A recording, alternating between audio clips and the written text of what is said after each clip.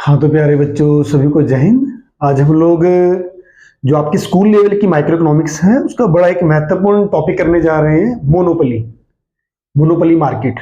ठीक है, तो बेटे डिस्कस करते हैं इस टॉपिक को। बड़ा ही इंटरेस्टिंग टॉपिक और बड़ा ही आसान टॉपिक है आपके लिए। Define monopoly market. जो मोनोपोली बाजार है उसको डिफाइन कीजिए। इसके बाद स्टेट इट्स मेन फीचर्स। जो ये मोनोपोली मार्केट है इसकी मुख्य विशेषताएं क्या है उसके बारे में आज हम लोग बात करेंगे। तो सबसे पहले बच्चों क्या है डेफिनेशन। डेफिनेशन क्या है? Monopoly is situation. Monopoly is situation यानी कि मोनोपोली जो है एकाधिकारी है, एक ऐसी स्थिति है in which there is only one producer. Which there is only one producer मतलब ऐसा बाजार है जहां पर किसी वस्तु केवल एक प्रोड्यूसर पाया जाता है।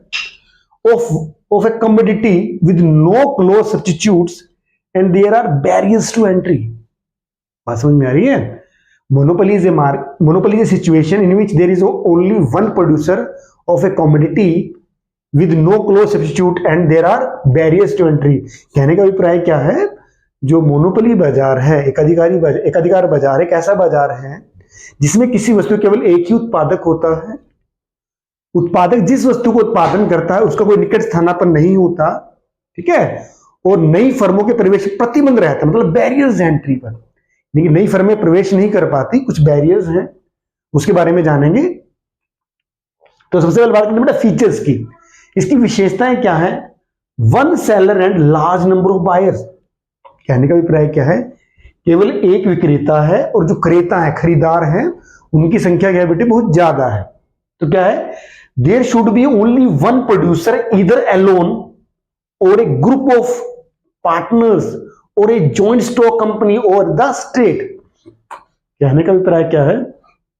There should be only one producer. यहां के पर एक सिंगल प्रोड्यूसर है, सिंगल उत्पादक है, ठीक है।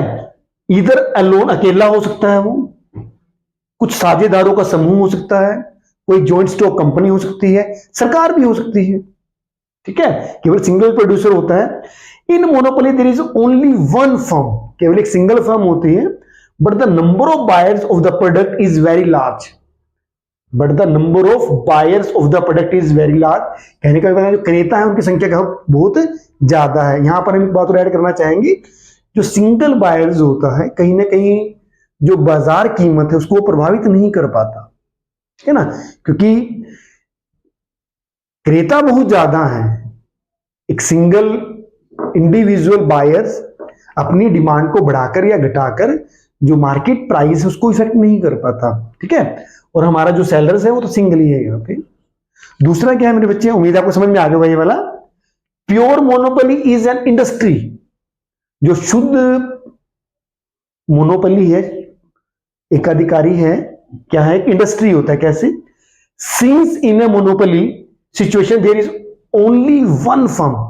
क्योंकि जो मोनोपोली मार्केट है इसमें केवल एक फर्म होती है। The difference between A firm and an industry vanishes. जो फर्म का और जो उद्योग का जो अंतर होता है इसमें समाप्त हो जाता है। तो इंडस्ट्री क्या होती है? Industry is the sum of firms, यानी कि जो बहुत सारी फर्म्स होती है उनका जोड़ हम इंडस्ट्री कहते हैं। पर क्योंकि यह एक सिंगल फर्म ही होती है तो सिंगल फर्म तो होती ही होती है, इसके अलावा वो इंडस्ट्री भी कहलाती है, ठीक है। तो ये डिफरेंस है किसका? इंडस्ट्री और फर्म का यहां पर खत्म हो जाता है। Hence there is no difference between a monopoly firm and an industry, ठीक है। तो कहने का अभिप्राय क्या है? एक फर्म में और इंडस्ट्री में जो मोनोपोली में वो अंतर खत्म हो जाता है। इसके बाद हम बात करेंगे restriction on the entry of the new firms. अभी हमने बैरियर्स की बात की थी, तो कहीं ना कहीं जो न्यू फर्म्स हैं उनकी एंट्री पर कहीं बैरियर लगे हुए हैं। देखते हैं इसको।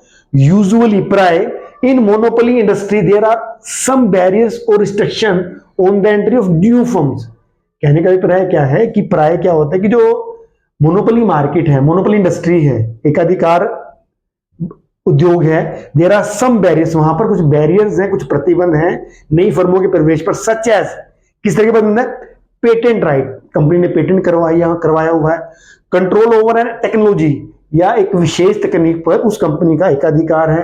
एंड रॉ मटेरियल, या कोई कच्चा माल केवल वही प्रोड्यूस कर पाती है, इसलिए जो नई फर्में हैं जो पेटेंट राइट या कंट्रोल ओवर टेक्नोलॉजी मतलब उनका कहने का अभिप्राय क्या है कि एक फर्म है, या तो उसने पेटेंट राइट, उसके पेटेंट अधिकार लिए हुए हैं, या कहने का अभिप्राय है कि कोई एक विशेष तकनीक है उसके अधिकार में है, या कोई एक विशेष प्रकार का जो कच्चा माल यूज किया जाता है जिसके ऊपर केवल सिंगल फर्म का ही राइट है। ठीक है, तो इस वजह से जो नई फर्में या बाजार में प्रवेश नहीं कर पाती हैं। इसके बाद हम बात करेंगे नो क्लोज सब्स्टिट्यूट। बाजार में जो मोनोपोली है, मोनोपोलिस्टिक जो भी है, जिस वस्तु को उत्पादन करता है कोई भी निकट स्थानापन्न नहीं होता। नो क्लोज सब्स्टिट्यूट कहने का अभिप्राय क्या है? A pure monopoly firm is one which produce a community is producing a product for which other firms have no effective substitute. कहने का अभिप्राय क्या है? मोनोपोली इंडस्ट्री में जो कोई फर्म है जिस प्रोडक्ट का प्रोड्यूस करती है, जो दूसरी अदर फर्म है उसका कोई जो प्रभावशाली प्रतिस्थापन है दूसरी फर्म उसको प्रोड्यूस नहीं कर पाती है या उसका उत्पादन नहीं करती। ठीक है, point number 5 is that price control.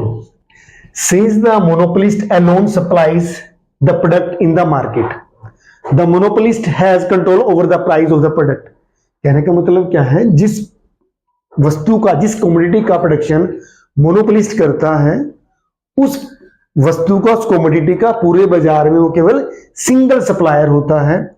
Hence he can decide the price of his product इधर लो और हाई।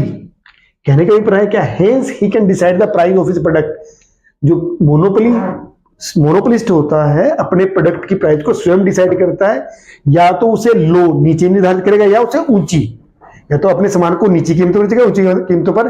क्यों? क्योंकि वह अपने जो उत्पाद है जिसकी वो सप्लाई करता है, क्योंकि पूरे बाजार में किसी पार्टिकुलर प्रोडक्ट जिसका प्रोडक्शन जो मोनोपोलिस्ट करता है उसका वो सिंगल सप्लायर है, इसलिए जो सामान की, जो प्रोडक्ट की, जो कम्युनिटी की जो प्राइस होती है उस पर भी उसका पूरा कंट्रोल होता है।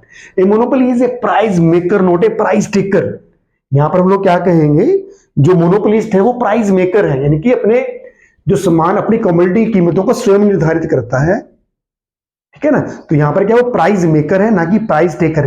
ये कीमत निर्धारक है, कीमत स्वीकारक नहीं है।